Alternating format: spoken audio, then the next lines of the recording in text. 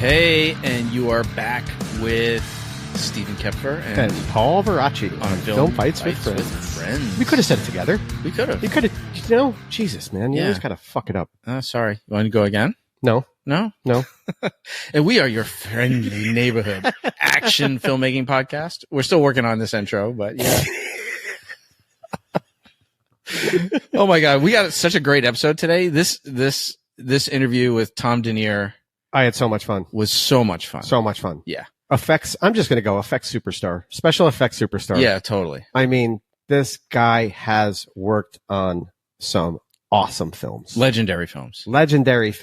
And done some crazy effects. Yeah, totally. And so I met him on Ray Donovan when he was doing the makeup, the fight makeup for the prosthetics and stuff on my face. When you were doubling Eddie. Yes, when I was doubling Eddie Marson. And then we've just stayed in touch all these years, like on Instagram and stuff. And, dude, such great. I mean, the guy's been at Saturday Night Live for like over 20 years, right? Brawl and Cell Block 99, which we really get into. And he's won a few Emmys on with Saturday Night Live, yeah? He's Emmy nominated and winner. No, I think he's nominated for Emmy. He definitely won for SNL for the Hollywood Makeup Awards, like the IATSE right, Awards. Yes. And he was nominated for Pose. We talked a little bit about that, and for an Emmy, and 3 Saturday Night Live Emmy nominations. But dude's awesome. I can't wait for people to hear this interview. And he's so just down to earth, right? And just down to earth, and wants to sit and tell stories. Yep. Dude, I want to go to his office, the background of his office with like heads and bodies and stuff around. It's like just amazing. Look around. It'd probably be like a museum. Hell yeah, dude. This is like what we dreamed of when we were kids and like looking at Fangoria magazine and stuff. It was like, he's living it. Yeah. I mean, the fact that he worked for Rick Baker, how amazing. That's amazing. And he knows like H.R. Geiger. Yes. What? Yes. Crazy stories coming up, guys. Dude, crazy stuff. So we're going to go into Ray Donovan, Cell Block 99, and just a whole bunch of other really, really cool. Dogma, Jay and Silent Bob. Yeah. Just great stuff. Great stuff. Shoot, man. We've got some cool stuff coming up, though. Yeah. What's going on in your life? I mean, my life, not too much. Doing the collectible stuff. Mm-hmm. Same old shit, man. Nothing too crazy. Works a little slow. What can you do? Yeah. You did some mocap stuff. You got some mocap stuff. I did some mocap stuff, but that it's few and far between sometimes, even when that comes around now. Yeah. Whatever they call it, this constriction, this shrinking, this whatever of the industry. Well, it'll be good when I can actually talk about the mocap work that I've been doing. Yeah. But, gotta wait for that to come out. It's tough times, dude. Like I got hit up on Reddit, like a private message on Reddit from a stunt performer from Croatia. And he was like, hey, is it worth it to come to the States for work or like whatever? And I basically was honest. I was like, no. I was like, dude, the work is so not plentiful right now. Mm-hmm. And not to mention our country's current proclivity to fuck with immigrants coming here for work and whatever. I'm like, dude, you don't want to come here. Yeah. Like the risk is so not worth the reward, even if there were the jobs here, but there aren't the jobs here. The work is going over to where you guys are. Right. And then, it's like, what was the other thing I was reading that as productions are so close to Canada that as that dollar drops, they'll probably just go and shoot over there. Yeah. I mean, who knows? If they can get there. Yeah. So I was just like, all right. Well, I just was like, I'm sorry to be so not optimistic, but I don't think you should come here. No. Anyways. Yeah. But about getting jobs, I was helping a coordinator recently wrangle some talent for a potential production. The coordinator hadn't signed on the dotted line yet, but he was doing some recon. I was here. Yes, who is doing who's around in New York to fit a particular bill. Yeah. And what's really annoying, dude, is and this is where I really have empathy for the coordinators who regularly coordinate, which is not me. The people that just ignore what you write just so they can reply and hope they get a callback. If I put a post that says I'm looking for 20-something Asian and whatever. You will literally have, 5 foot. I'm 56, but if you wig me, I could be right. It's like no one listens or no one reads or the post. Like I posted it in a Facebook group, right? It's a local Facebook group. I'm like, hey, email this email with resume, reel, who you'll let, a reference if I don't know you. They'll just put it all in the comments. And they just put a fucking selfie in the comment of the post. I'm like, did you not fucking read the thing that says email this? Like, so if you posted in the comments and didn't email me anything, you're already out. You're ignored. I fucking ignore you. Like, I don't care. Even if you look like you're the part. Even if you're the most fucking perfect look, the fact that you can't follow directions is a big strike against you. Mm-hmm. Or if I say I need a Caucasian and you're not Caucasian. Yes. Or if I say I need a woman and you're a man. Or, like it's amazing. People are just read the fucking instructions, follow the fucking instructions. Mm-hmm. This is a pro tip for you aspiring people when you submit to shit. Just read the instructions. Read the instructions. If you can't read the instructions on a simple post, what are you going to do when I send you, or when the second AD or whoever sends you all the call sheets and this and that and where to go and blah, blah, blah. They send you, and can you read that? Follow those directions. You can't follow a simple direction on a post. It's so annoying. Mm-hmm. It's really fucking annoying, dude. I'm just venting on here, dude. I mean, sorry. No, I get it. But man, when people can't do that, especially when it's not just one thing. You got blues, you got pinks, you got all different all different versions of everything you need to read too. Yeah, because they change. So then you got the blue, you got the pink, you got the whatever, and now the yellow's out. Yep, you got to read them all. Yeah, you got to read everything. Yeah, and comprehend it. Don't just read it. Don't just breeze through it. That's why I read slow. Yeah. I thought you read slow because you were.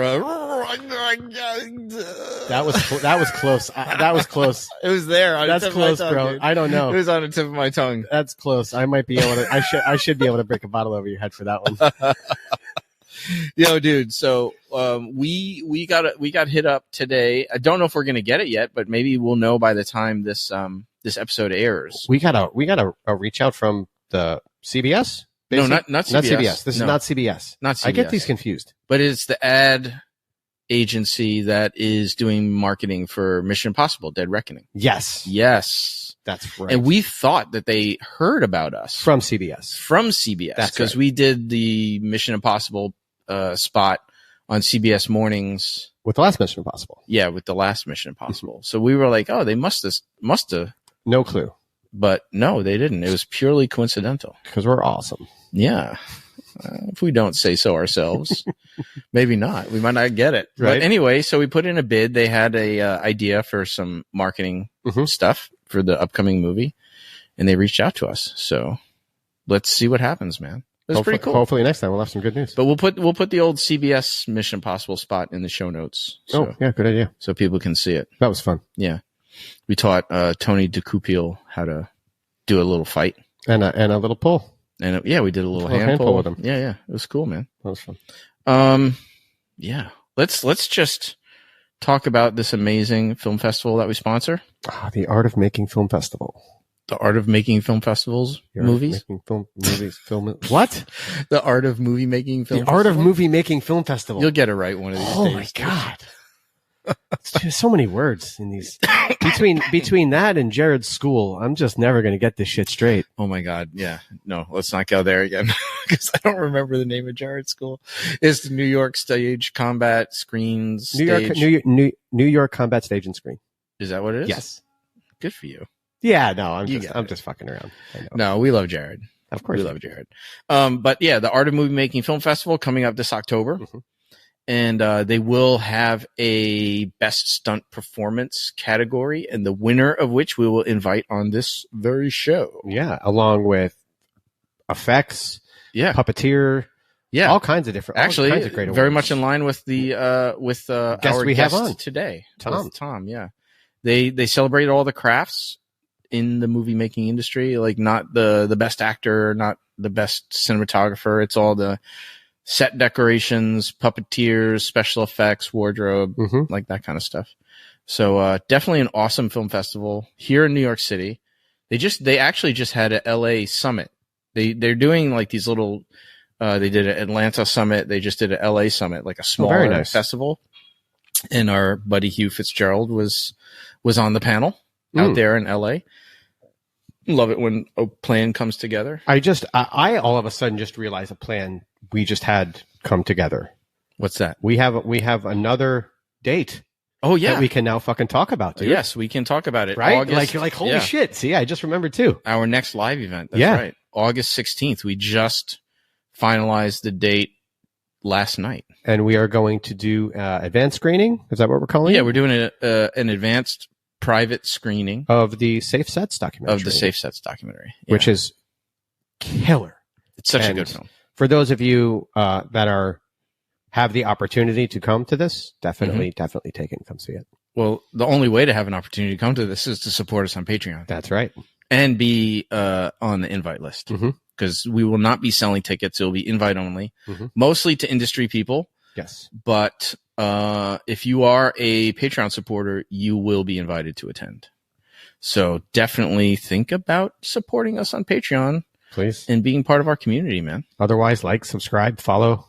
Yeah, we love when at the last screening was great. We met the Patreon folks that came by. It was very cool to meet people in person. Did a live Q&A. It's great. Yeah, and then hang out and stuff. So August 16th at noon at the Stewart Cinema and Cafe in Brooklyn. Cool little place, guys. Yeah, totally cool. So I'm really looking forward to it. And our second live event, which is very cool, man. That's hot off the presses. Hot off the presses, guys. Cool. So, that's about it, man. So I would say if you're aside from Patreon, how else can people like support us? Like us, subscribe, follow the YouTube. Give us some reviews, man. On Apple, you can review us. Comments, Apple Podcast, comments on YouTube. Any kind of engagement, we will give you a shout out for sure. Definitely. So, like, subscribe, follow, all that stuff. And if you want to be on our mailing list, shoot us an email at fightingwithfriendspod@gmail.com. That's a fucking mouthful. Yeah, it is. I just did it. So shoot us an email and we'll put you on the mailing list. All right, guys. So here we go. We're gonna bring in Tom, and this is such a great interview. Such a great interview. It's not that I wanted to end all of them, but this one I was like, this is definitely a YouTube view. I'm like, just one more drink. Yeah, totally. All right, let's go. Let's bring in Tom. All right, here we go. Awesome. Thank you so much for joining us, Tom. This is so cool. You're like our first makeup guy on the show. Yeah, a first like real big effects guy. This is so cool. Much, guys. And we're like closet case super effects nerds. Isn't that why we're in this industry? Right? Of course. Man. Of course. Yeah. I mean, we definitely want to get into it. I mean, we were talking before we got on here, like when I was younger, I wanted your job. Like I was a big Fangoria magazine fan, and then American Werewolf in London came out, and this is what I want to do. And I spent my youth making Super 8 movies, playing with latex, doing all that stuff. And then I actually went to summer camp for filmmaking where at New York Institute of Technology when I was a kid. And we did a kid. I wish I still had the film, but I don't. But it's we did this kid version of American Werewolf in London where we were like just putting latex all over our faces and stuff. It was awesome. I have an effects kit like at my house, and when I watch TV, I sit there and I take the mortician's wax and I do stuff on my hands and I make scars and bullet holes and bloody stuff. And I used to jump off my roof onto the cushions from the back deck because stunts. I was like, I could do this. I pad here, pad there. So we should trade. We switched. We should trade jobs. It's like skitching when you're a kid. That's it, man. Drag behind, God knows what the hell could have happened to us, man, because, I just, Indiana Jones, I'm like, yeah, sure, I'm going to drag behind my Jeep in the snow with a chain. And, thank God I'm still here. Yeah, right? All of us. We did a lot of stupid things. Too many. There's a story my mom tells, like when I was real young and we were going to the YMCA for like swimming gym, and it was my first day and I had no idea how to swim. So I'd never been in the water before, and like the instructor's like, "So Steve, do you know how to swim?" I'm like, "Totally," and I just jump into the deep side and like sink to the bottom. It's like the story of my life right there. Wait, you did it voluntarily, Steve? You jumped into the pool yourself? See, I didn't have that when I didn't know how to swim, my grandfather goes, "Oh, you don't know? Okay." He threw me in the pool. He's swimming now. Yeah, I've been resuscitated twice in my life from potentially drowning. I'm definitely a stupid. My father did it. My father did it the second time, and I got caught in seaweed in a lake. Oh, and I got stuck underwater. Yeah, that was like I was like 7 or 8 or something like that. Damn. But anyway, enough of that crazy stuff. How did you get into this business, Tom? This is such an interesting place to be. Like, how did you get into the makeup world? It's a very similar story with a lot of people that are in this industry, not just makeup or special effects makeup artists, guys. It's anybody. We're film nerds, man. We appreciated it. We were fanatics. Getting picked on, like action figures. They're called action figures in graphic novels now because I got my ass kicked because I had dolls and comic books. Yep. So, we turned all that around. That saying, the meek shall inherit the earth, the geek shall inherit the work. That's it. And you know what? I still have my collectibles, and nowadays, all of a sudden we're hip. I'm like, oh, okay. We didn't set out for that. We just, wanted to do our passion. So yeah, growing up as a kid. Now everyone's after what they were making fun of us for having. Making fun of. Yeah, exactly.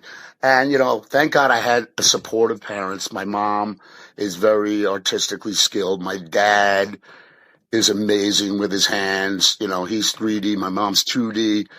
And, and thank God for the support because I think that's really important. And it's one of those things you got to want to do it. Yeah. You got to wake up every day. And, if you don't have that, I hear so many people's like, I wanted to do that and I wanted to do that. I go, well, yeah, well, why didn't you? Not enough. You reap what you sow. And, I had to, I washed my ass in a splash sink in my shop in Dumbo, Brooklyn for 6 years. No AC in the summertime, no heat in the wintertime, sleeping illegally. Sounds like the gym. I used to have to go to Gleason's gym to shower. Mm-hmm. And that's where I would, work out. And I, met a couple of guys that taught me some fisticuffs, but I'm not a fighter. I'm a lover. You can be both. But, they're not mutually exclusive. Definitely not. Hey, do you guys mind if I open up my domestic? Yeah, do it. Go for it. Yeah. Unpaid endorsement. Ripping off Just Shoot It podcast. PBR. Are you guys going to block this out? Because I'm not. No, we'll leave it. We'll leave it. It's all good. Yeah, because I'm more like the thing is, guys. I mean, you said on the podcast we drink a beer, and I was like, well, I'm a 2 fingers neat, no training wheels, Cuervo Blanco. Oh, there you go. Guy. So my beer will sit there and get warm, and I'll just do double shots. So, but it's a PBR. I feel delightfully white trash. There you go. Greetings, salutations, and cool.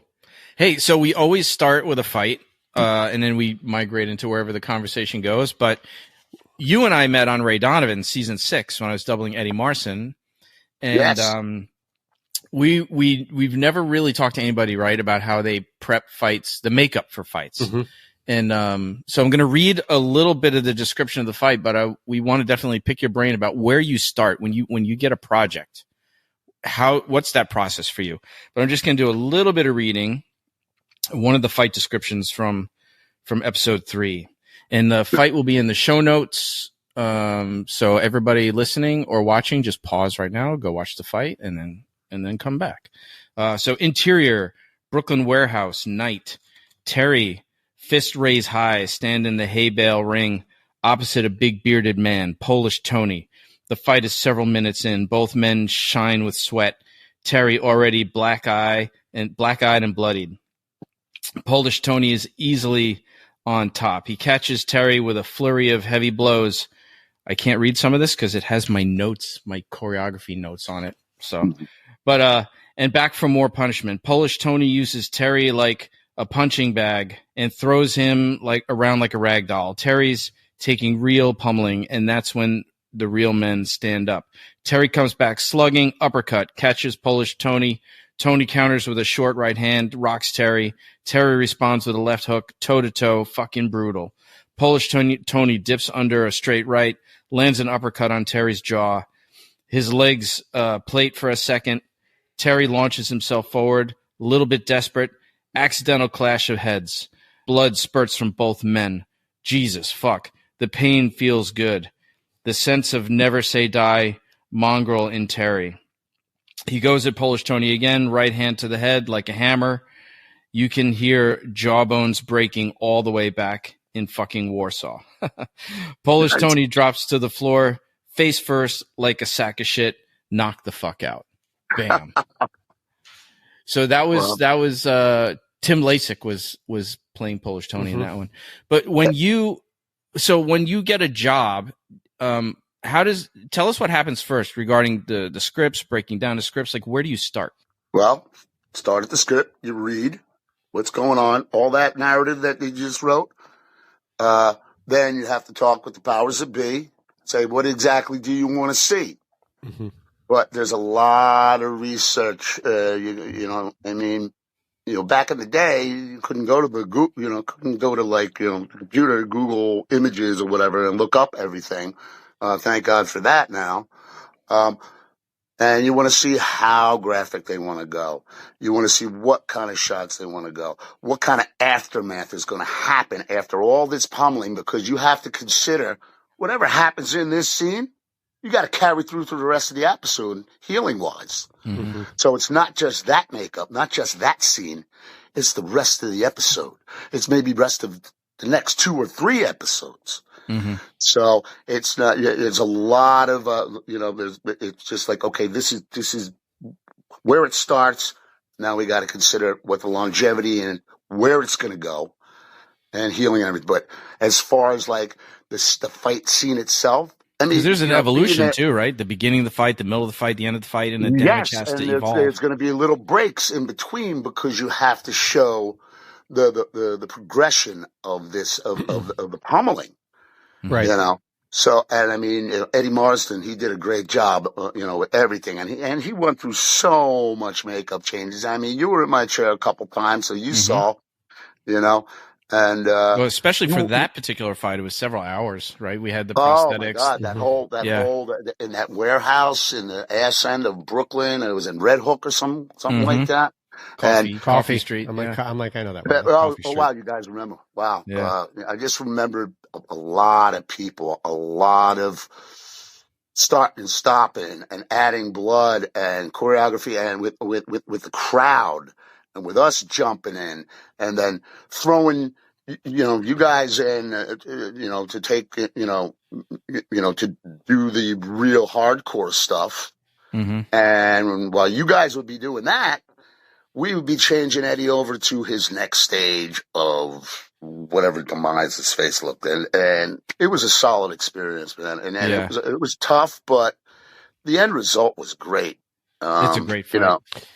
So I kind of have a weird question. So as you're setting it all up, right, when you're going through these shots and, just like when you shoot anything, you shoot it all from different angles, this side, that side, the other side. But, normally they'll shoot everything from one side, and then they'll shoot everything from another side. And then when you do the, heavy FX work, do they try and grab all of the angles from before you move to the next stage, or they're just like, nope, doing it again? Depends on who you get working with you. Depends on the director. Okay. I mean, it's really up to the artistic call. I mean, I would suggest, like, listen, guys, why don't we shoot the heavy effects stuff first, because it looks the best. Because the longer the day, all this stuff has a time limit to it. I mean, it slowly starts to break down. But we've gotten to the point, meaning that, the people that do what I do, the makeup effects, got to a point where we have to design and build and apply everything where, okay, we don't know when they're going to shoot it. We don't know what they want first. I mean, you try to suggest, okay, let's go with this stage before this stage. Mm-hmm. And you try, because the heavier stage should always be really shot first, because it's going to take a longer application. Mm-hmm. This way, it'll save, production money. Mm-hmm. People have time to set up, while we take the most time in the morning before anybody shows up, and the longest makeup application will get out of the way. Mm-hmm. And then over the course of the days, over the course of the day, you can pull it off, bring it back, which is, it's easier, to take off and whatever. But, we don't always get that, that luxury to do that, because some directors and, they want to shoot in sequence, because, lay out the pros and cons of that. And hey, whatever you want, give it to you. But this is what I suggest. Sure. How many people do you, let's say on a job like Ray Donovan, how many people, if you were, how many people underneath you, like how many people does it take to make this final product? Well, let's just say, when I put those pieces on you, Steve, all those pieces that I glued on you and bruised you up, those require, like a prefab time of like a week. Mm-hmm. Because you have to sculpt all these prosthetics.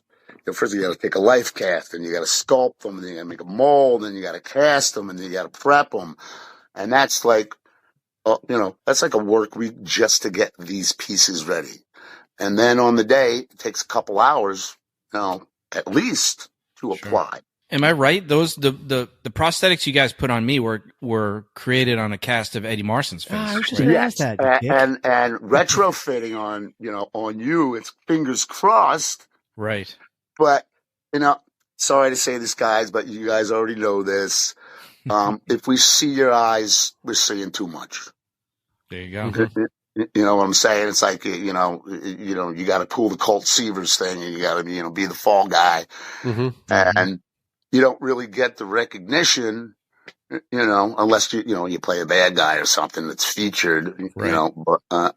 But feel bad for you guys, because you got to sit through the chair and this and that. And for both of us, for the artist that's putting it on, cause like, you want to make it look good, and you guys want to do your job, and you want to really, you want to convey and work with the makeup, but it's smoke and mirrors. And, if you're seeing you guys, Yeah, no, for sure. Mm-hmm. Yeah. I mean, I remember I took a fall and I was doubling somebody, and first thing I did was I got back up and I went back to my one. And they're like, why? And I was like, because I didn't cover my face. I was like, I got to do it again. I was like, wow. I don't care how good it is. I was like, I know that camera saw my face. I was like, they're going to ask me to do it again the second. Do you usually have the luxury to do that, to make that call? No, I just knew it was going to happen. So I just started heading back that way. Good for you. I was like, I know they're going to ask again. I was like, I know exactly where my arm was, and it should have been here. Right. Because as I was going through the fall, I realized everything, and I was like, shit. And I just started walking back to one because I knew they were going to need to get it again. Because you knew the blocking was off and you saw your face in it. Yeah. I was like, I know they're going to see my face. I was like, I'm going back there. That's why you guys got job security. You know what you're doing. Tenure has its privileges, man. Job security was that. Yeah. Right. But yeah, man. So Ray Donovan, that season had a lot of fights. So you guys are probably loaded up with tons of work. Not just underground fights, right? But just like every episode. There was so much other work on Ray Donovan. Like what is his name? The guy that played Jim Sullivan. I know who you talk about. I forget the actor's name, but yeah. Well, I got a full size. I'm looking at a full size dummy of them right now. Oh wow. Yeah, but for other than making dead bodies and people being buried and shot and beat up, and it is okay. We'll get it done. What do you need? Yeah. Okay, and and just don't pull a day on us. We got to build this stuff.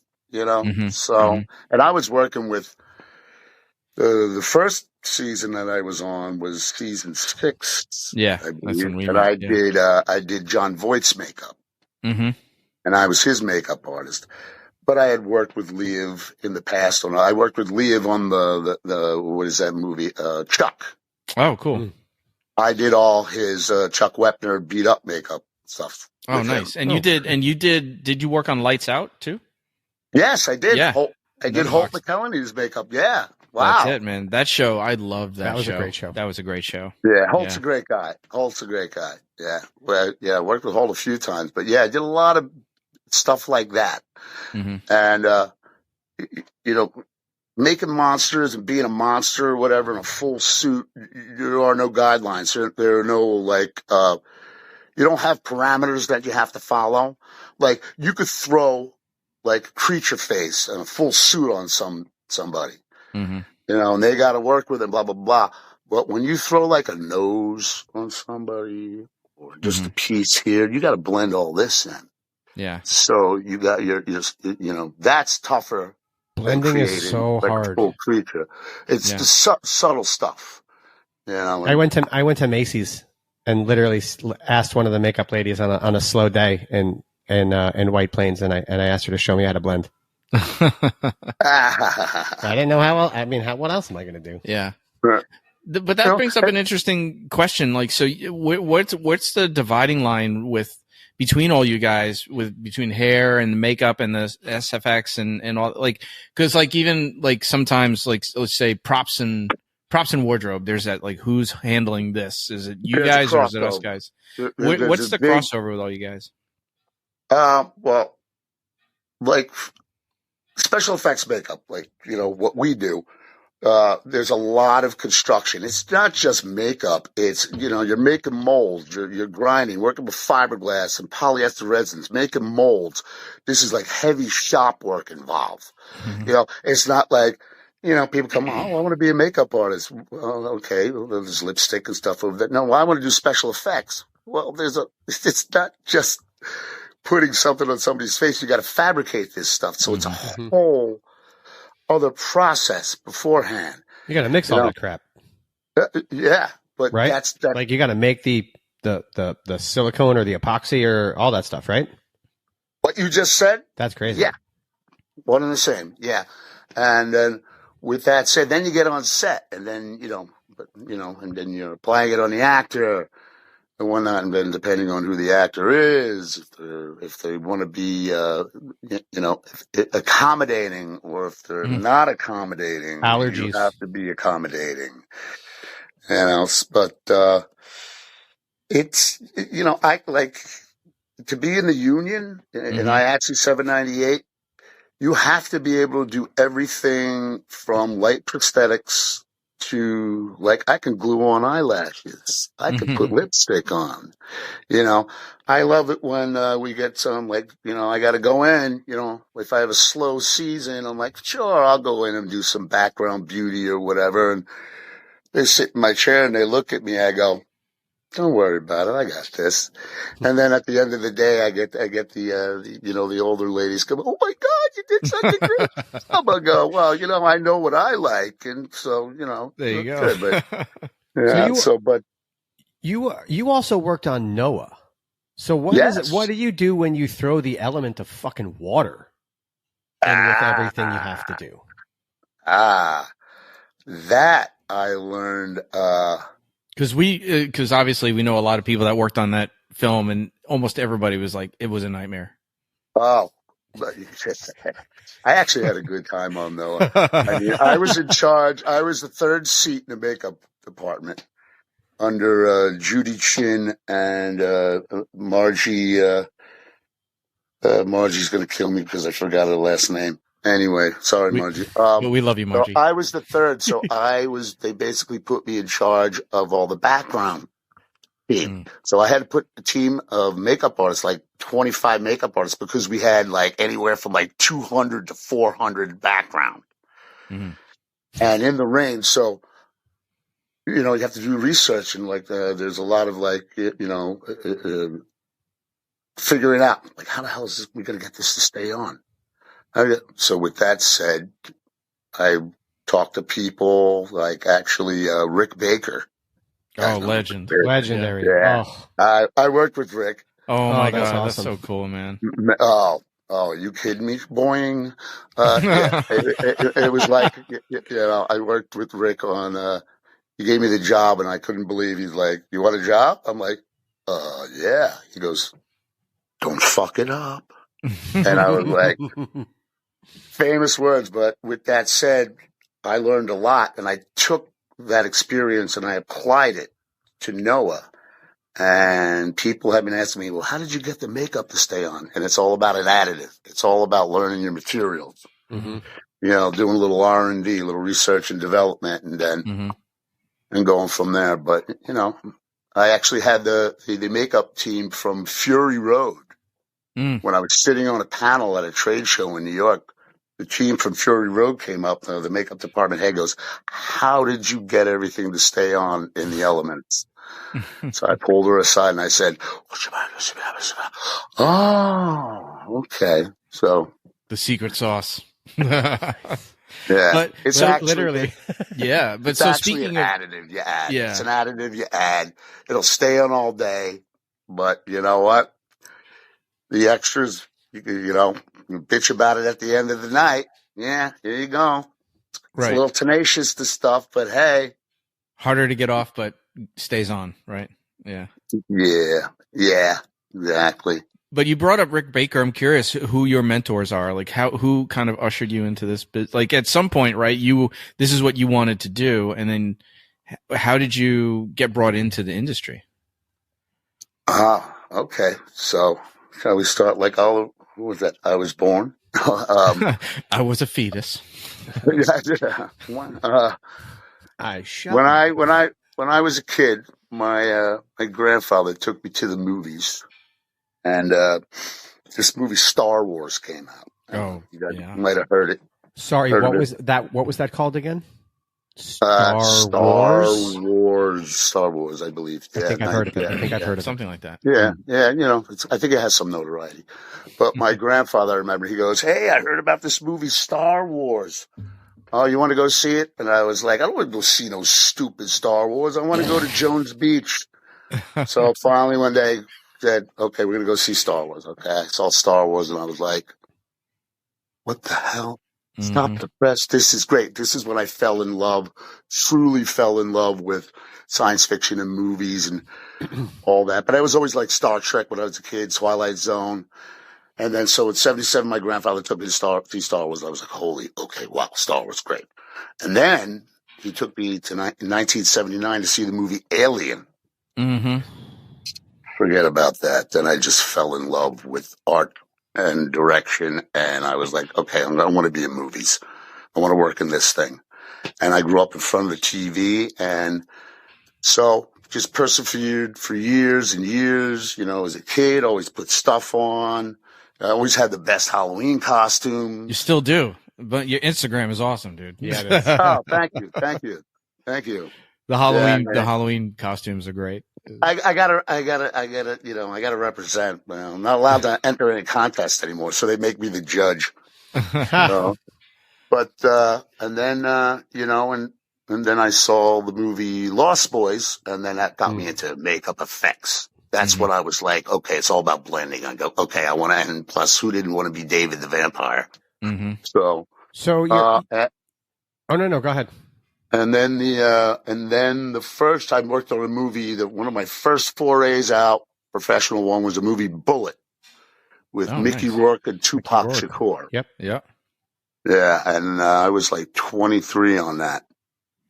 And then kept struggling and working and sleeping in my shop in Dumbo. And then I met, and then I got to work on Dogma.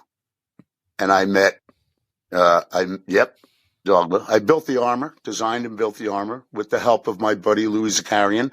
The makeup department head, the special effects, Vincent Guastini, was really instrumental in getting me out there and me meeting people. And then I met my buddy Louis Zakarian, which parlayed into my working at Saturday Night Live, which I'd been there for 20 something years. Mm-hmm. Yeah. And it just went from there. And awesome. Well, I recently watched Dogma again because, again, it was so hard. It was so hard to get because of all it was tied up in all the rights.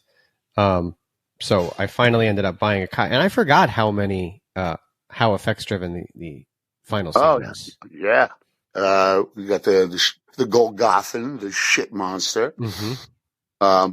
You got all the angels. You got ripping their wings off and ripping everybody apart and shit. Yep.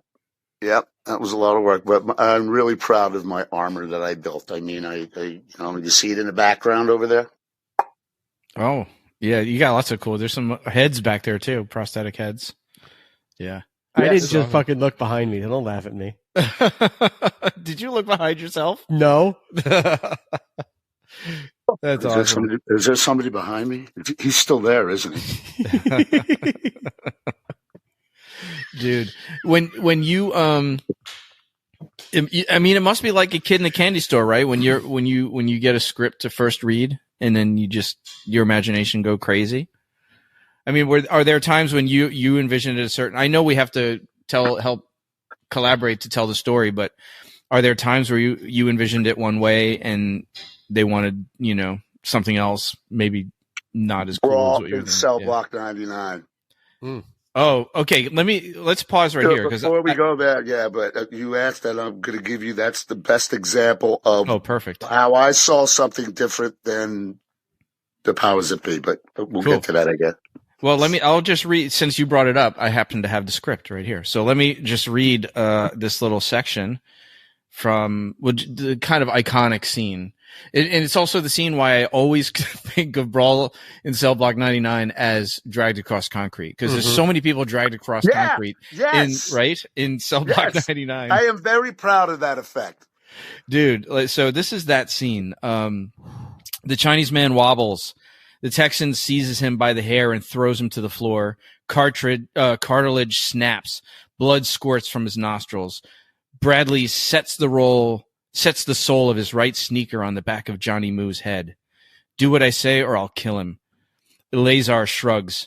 Roman and MPV rise from the table. With his right foot, Bradley grinds Johnny Moo's face across the stone, authoring a swath of shredded skin, pale clumps of blood. Fuck. Exposed bone scratches the floor. Bradley lifts his foot up and with it rolls the body over. A skinless face that is a white skull with terrible eyes stares up at the Latinos. It wheezes. MPV pales, nauseated. Roman balks. Dude, that scene is so epic. And we have it linked in the show notes. So if people haven't seen that scene, they should go watch it. And we have the picture of you. We ripped the picture of you off your Instagram. My Instagram? Yeah. With the body. The whole execution, the functionality of it was really important. The aesthetic of it was a little. The director Craig Zahler wanted very homage to cheesy 80s. Mm-hmm. So people love this movie. I was going to say it had a little Toxic Avenger to it. Yeah, it's I call it some of my best work and some of my worst work. Because I was like, really? You want it to look like that? Okay. Okay. Wow. And then people I got trashed online. I was like, okay, whatever. Really? And, oh, hell yeah. Some of the people oh my God, that was horrible. But then there were other people that was amazing. And I'm like, dude, you've never seen so many head stomps in a movie. Right? Like when Eleazar's head goes into the toilet at the end? Yeah. Oh my God. Yeah. I got Eleazar over here. I'm going to stomp his head off. Yeah. But that whole thing with the head getting grinded on the drag across concrete, that was a fiberglass body that had wheels like a fulcrum. So Vince Vaughn could step here, the wheel would pivot, and then he would push on these little wheels, and the face would roll off, and then flip it over, and there would be a fiberglass, and then it's a combination of elements. But if your viewers and people that listen or somebody, they want to look and go to my Instagram, they can see. And I was not happy with that face. It was like, oh, I was like, but this is what you want. This is what he gets. I mean, it had a little bit of that, like that They Live skull. I was going to say, right? I feel like if he recovered, oh my God, I was going to say, I feel like if he recovered, he would look like Fire Marshal Bill from In Living Color. One stray match and presto. But that I mean, were you there? There was the first in Cell Block 99, because I just watched it yesterday. I wanted to rewatch it before we talked. That first fight scene with the prison guard where he snaps the dude's arm over his leg. Yeah. That was cool. Look at your face when we bring this shit up is so great. If you are not watching this, you need to make sure that you watch this episode to see Tom's face and when we talk about his own shit. Yeah. So you're proud of that one, that arm break? Well, you know what? First of all, we got an ass load of effects to build. We need them in 2 months and we have no money. Great. What else is new? You know? And with that said, it's all coming up with the idea of how to do things and make it work on the fly. And a lot of it, like I said, like I built like, you know, a stand for the actor to lay on, and with his arm, I cast it and I had to open it up and I put a double hinge with a bone sticking out of it. And then it has to be shot a certain way. And then when I saw it, everybody's like, oh man. Even when I looked in the monitor that day, I was like, yeah, that looked great. Yeah. How much of a, like when you're creating something that's going to be in the middle of an action like that, in the middle of a fight scene, like there's all this action happening before and after, like, are you working with, because I know like Drew Leary was the stunt coordinator on this movie. Are you working with him or getting notes from choreography with him, or how does that, what's that collaboration? Getting notes and giving notes. Decide you got to talk with the director. We always got some producer there. Stunts, wardrobe, camera. Mm-hmm. And you're all going to say, okay, so we can shoot this up to this point, but then we have to cut, and you got to do it, you know, we got to do it then this way, and then you can do an insert here. So it's a lot of, you know, it's interdepartmental choreography. Mm-hmm. And it's, you know, it takes a village. Yeah, and as long as everybody is cool and they don't have egos, and, you know, I'm all about working with somebody, and it's like, if you have a better idea to do it, great. If, don't get pissed off if I say, well, let me suggest this. And then usually it works out great when everybody's on the same page and you're planned ahead. So how would you shoot something like, okay, you know the scene in Fight Club when Edward Norton's punching Jared Leto in the face and there's over the shoulder? Where'd you go, psycho boy? I wanted to destroy something beautiful. Yes. Love that movie. How is something like that edited so seamlessly between the effects and to make it look like the camera never moved? How do you work together to get that? You got to lock off. Well, I'm just going to say I'm no editor. Right. But locking off stuff. Mm-hmm. A hot set. Got to lock it off. Okay, freeze. Nobody touch that. Move that carefully. Mm-hmm. You know, go back. But I mean, like you said, editing. Yeah. It's all in the editing. I mean, that's a whole other specialty. So, you know, we give them the elements and they make us look grand. And a really OCD script supervisor who could be like, yo, that hair is like 1 inch off of where it was before, right? Yeah, that could be to the real extreme. Yeah, it's yeah. Okay, the hair might have been off, but the lighting was dark as shit. So what do you care about that hair? Yeah. One of my first ever things I ever did on set was actually when I was a chef. The movie When in Rome was shooting at my restaurant, and they just asked me to make all of the food for the scene. So the next day, when they were done, they brought in all the plates and they had all the pictures of all the food. And then the next day they came in, they're like, hey, can you make all this food again that's in the pictures? And I was like, sure. And then I looked at the pictures and I noticed that there were bites taken out of the food. So I grabbed a bunch of different cookie cutters of all different sizes and stuff. And I literally made all the plates look exactly the way they did. And I came back in and they're like, well, and I was like, yeah, you said you wanted that. And they were just like, holy shit. You want a this job? Is great. Basically, yeah. And then That's awesome. And then I worked for the rest of it. Yeah. That is great. That's awesome. That you see, because you were diligent and you paid attention to detail, and that's important. It's all about that. So, wow. You were nominated for many Emmys and awards for Saturday Night Live and stuff, but I wanted to talk about Pose because you were nominated for Pose. I mean, I got to work on one episode of Pose, but it was just in general the show. Like a bit about my background is that I used to work in the healthcare industry, so I worked at Bellevue Hospital in the 80s. And so you saw? So I was there. So like that show nailed it. Like I was in Bellevue in 87 and 88, right?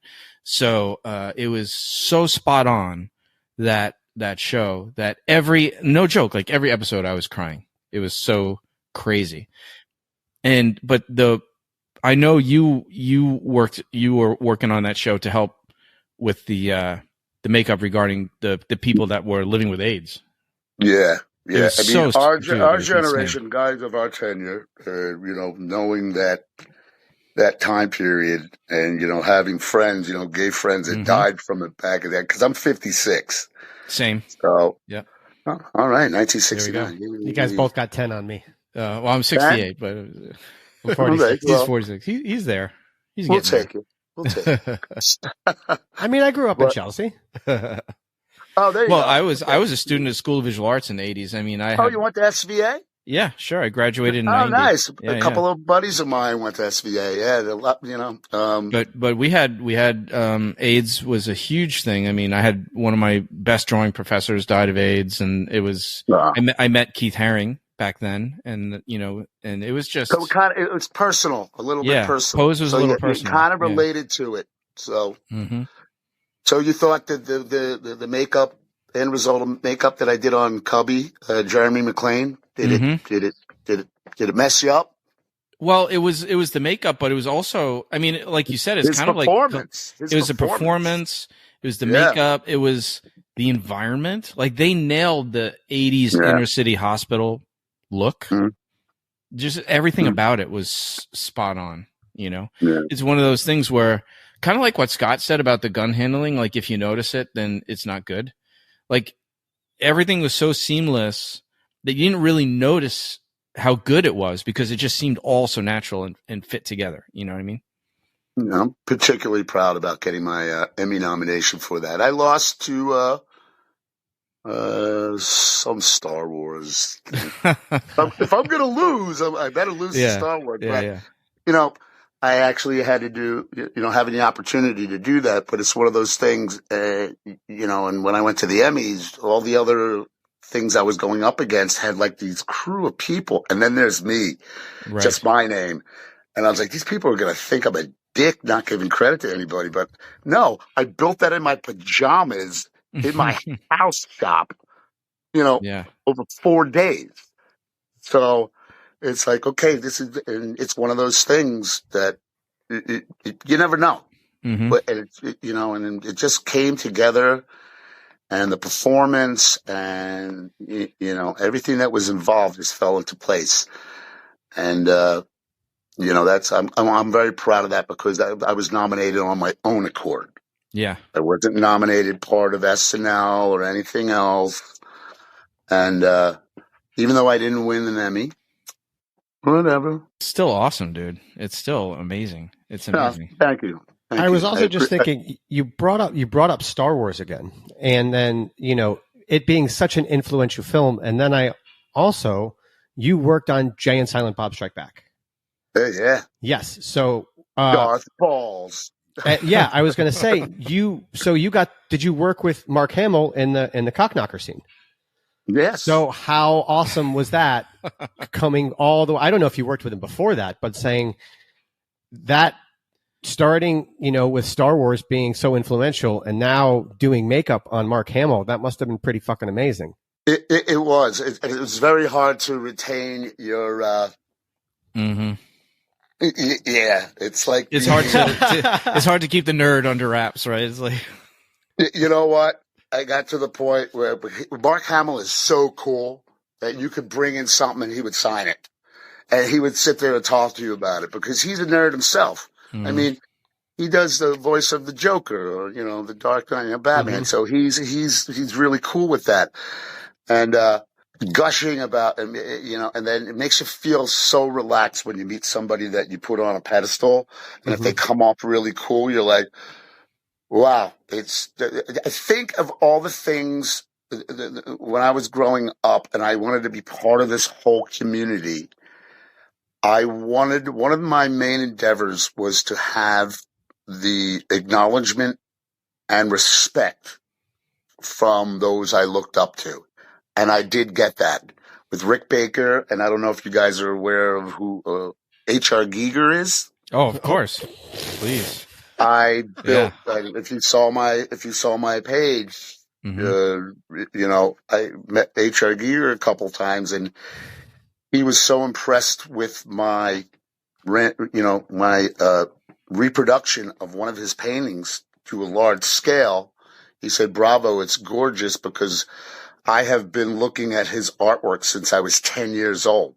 And I've been a huge fan. So I know all the little nuances and all the little different marks and everything. And he was just like, wow, right down to like the airbrushed scratch marks, but I put those in. And where it's a little detail it's about the little details. Yeah. And it's about how much passion you put into it. How, and I'm just very fortunate to be part of this community. Cursed as well. Right.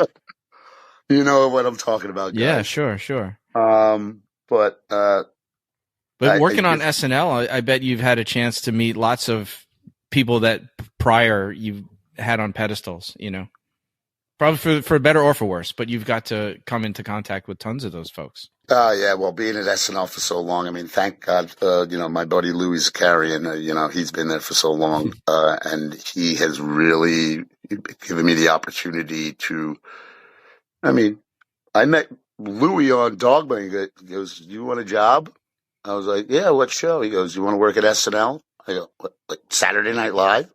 I'm like, "Yeah, right. Okay. Yeah. How am I going to get on that?" He goes, "I'm the makeup department head." I go, "You're offering me a job?" He's like, "Yeah."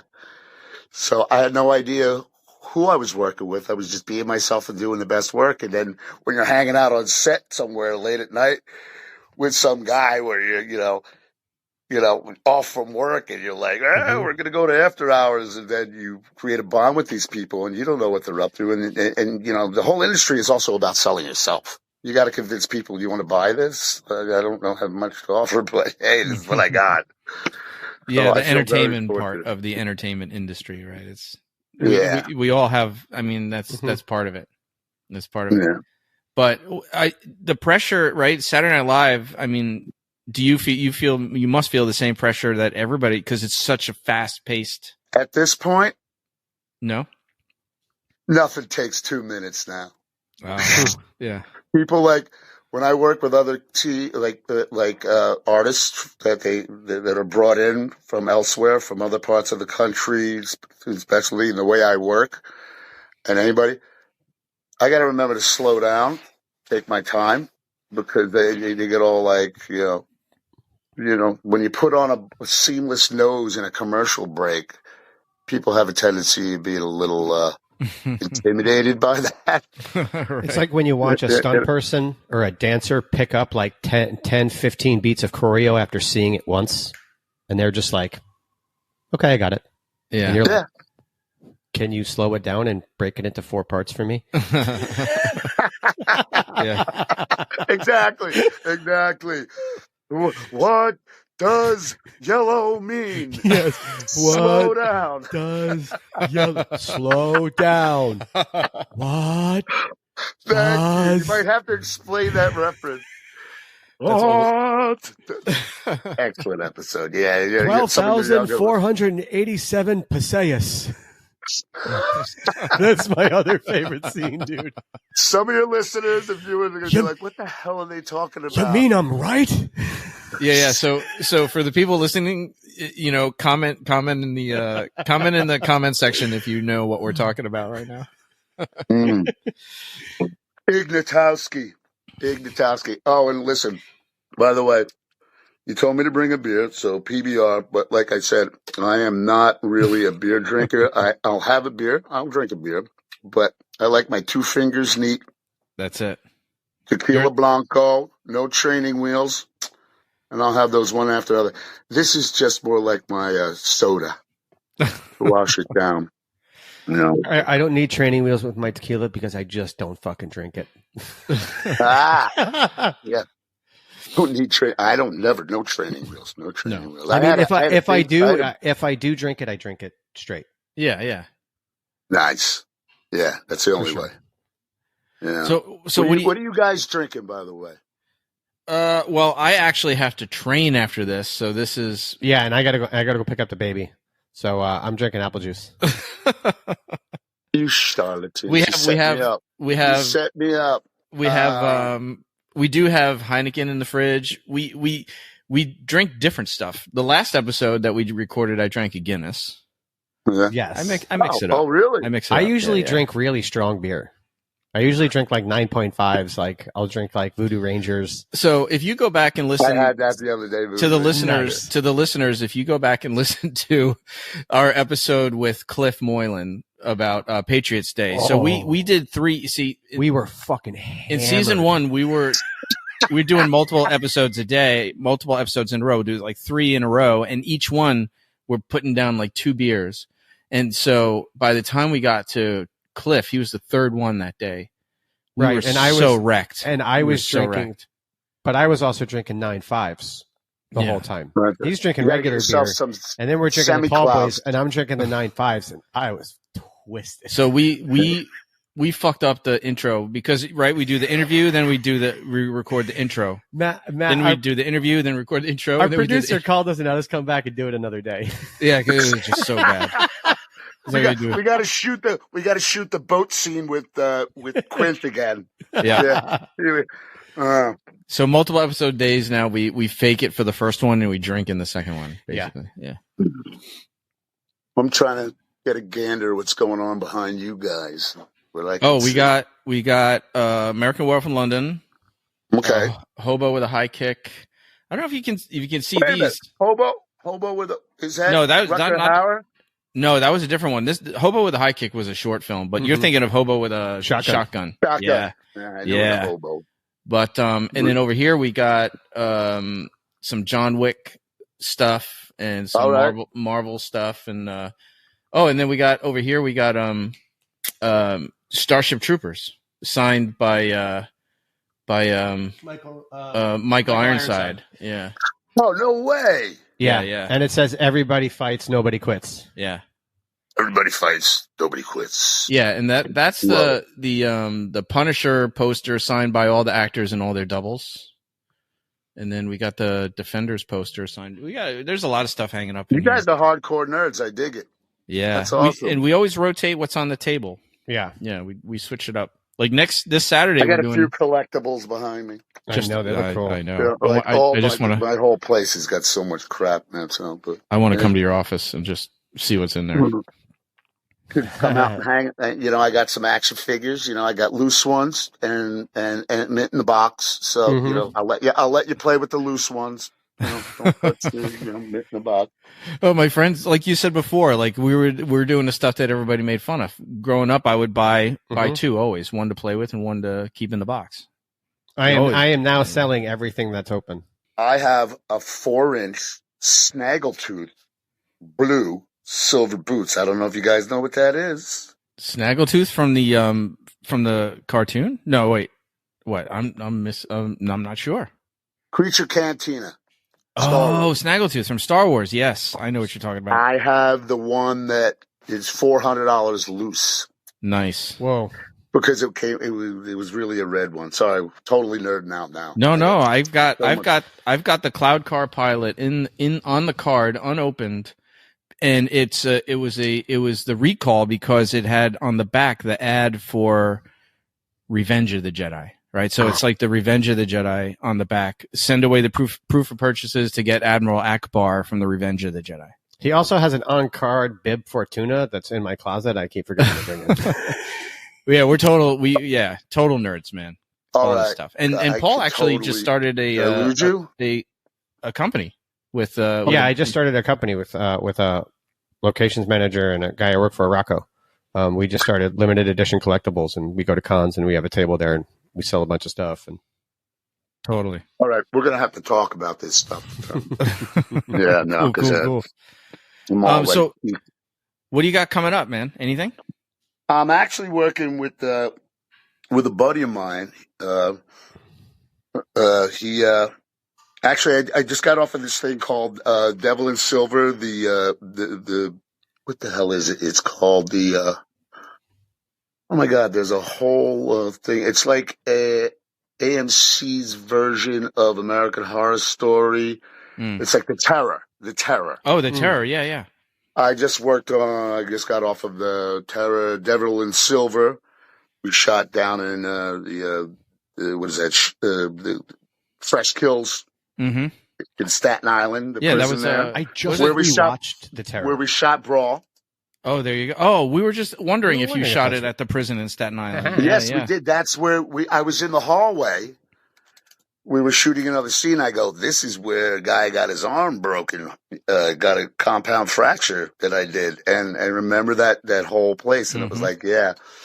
But Court Hessler was coordinating the Terror, this season of the Terror, right? Yeah. Yes. Yeah. Very cool dude. Right now I'm working on like my buddy Dave Presto. Who was he's on a lot of stuff with you.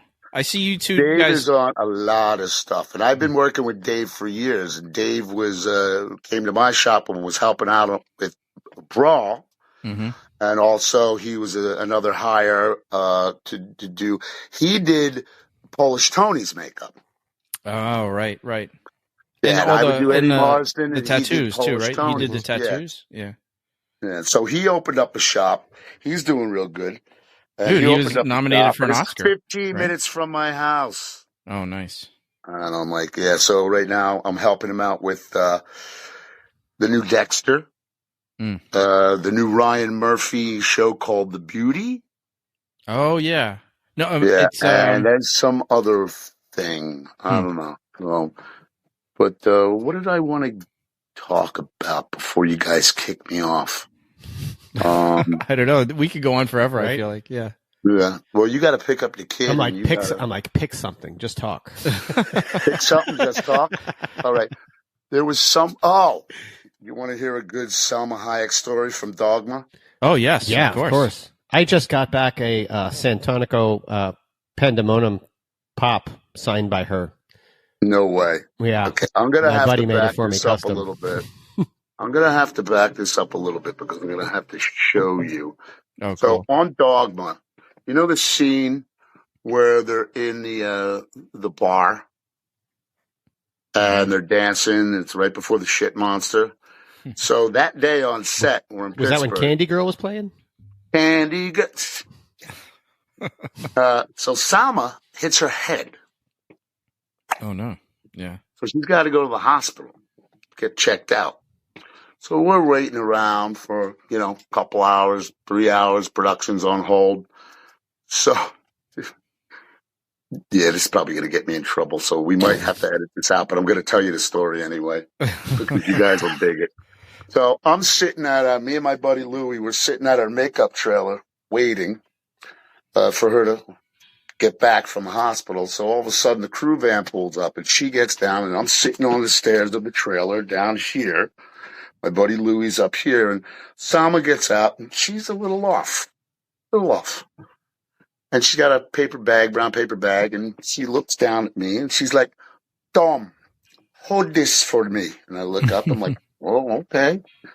And she turns and looks at me and Lou and goes, do you guys want to see my special effect? And we look at each other, and we're like, yeah, with that. She turns around, bends over, sprays silly string from from between her legs, bent over, all over my face. And I got silly string dangling up my nose. She turns around and goes, "That's my special effect." And I'm like, and I look at Lou, and Lou looks at me, and we just go. and then she bows and walks and takes the bag from me and walks away. And I should have saved that damn silly string. Oh my God. But I couldn't believe how cavalier she was about it, how awesome it was that she did that. But I don't know. I'm thinking maybe it was from the medication, but I don't care. Oh, that's so funny, dude!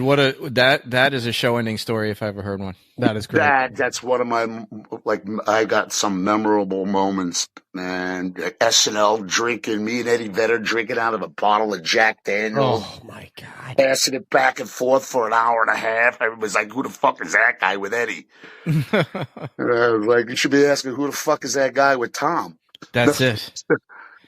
But yeah, there's a lot of memories, man. It's dude, cool. This has been Salma Hayek one. This has been great. This has been great. We really appreciate you taking the time, especially on a work day. Right. Thank you so much. You got it, guys. Dude, thank you so much. And nobody will know that you were drinking on a work day until after this airs later. I already told. I already said. I go. One of the prerequisites is that you have to have a beer. You have to. There you go. Cool. But you didn't let me know. I could have got like a non-alcoholic. Yeah, right. Anyway. Cool. Consider awesome. It my lunch break. That's it, man. Thanks so much. And, dude, I can't wait to see you on set again. You got it, brothers. All right. Take care, man. All right, guys. Take care. All right. Bye-bye. Film Fights with Friends is produced by Stephen Koepfer, Paul Varacchi, Press Record Studios, and Breakball Studios. This episode was engineered by Matthew Kaplowitz. This show is powered by our supporters at Patreon and is a registered trademark of Film Fights with Friends, LLC. Original theme by Aru Luster.